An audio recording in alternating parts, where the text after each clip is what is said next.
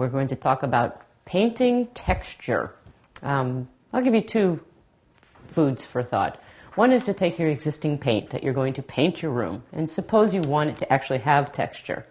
Go to your local paint shop or Home Depot, Lowe's, any of those big guys, and look for a product that's called a texture paint additive. And what you do is you add that sand, grit, or a whatever it is, vermiculite or something. It's different levels of texture. Follow the directions, mix it into your paint, and put it on your walls as it tells you to do in the instructions. That is how to create texture with your paint if you actually want texture.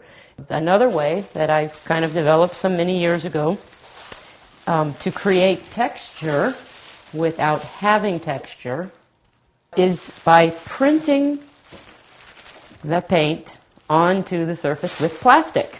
And I'm going to show you how to do that. The first thing is to use about a 3 mil plastic. That means it's fairly thin. And cut a lot of random shapes. You're only going to use each piece one time. What will happen is that you're going to paint your color on one whole half of your plastic and then close it with the other half. Just for fun, I have two colors, so we can create two completely different textural looks. I happen to have a brush here, so I'm going to use it rather than mussing up another roller. And I am just simply going to put this glaze, it's a water-based, over the whole surface, and I would have an assembly line of these, as many as I could handle. So once I start to print this plastic onto the wall, which you'll see soon, that I can cover a lot of square footage at once. And then I'm going to simply fold this over it so it doesn't dry before I have a chance to get it to the wall. And this over an existing color will imprint a lighter pattern versus the darker pattern. Or if you want lots of texture and you want to go to town, start with the dark, top it off with the light. So I have my painted plastic ready to print, and I have my painted wall, sort of an earthy green. I'm going to simply unfold it. So now I have a larger area than initially with the ink blot theory there, what you see. And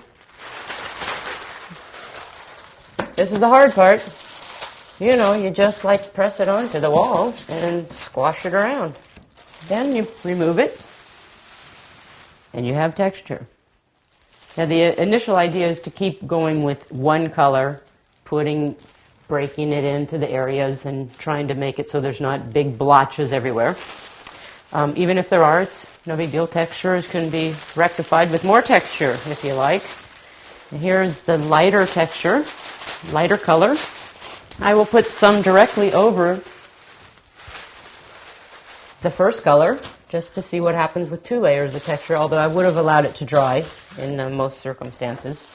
And then let's just see what happens to have a lighter texture on the wall versus a darker texture down here.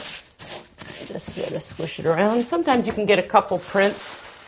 It's not much, it's a very thin glaze there, but you can see some texture, especially over this one.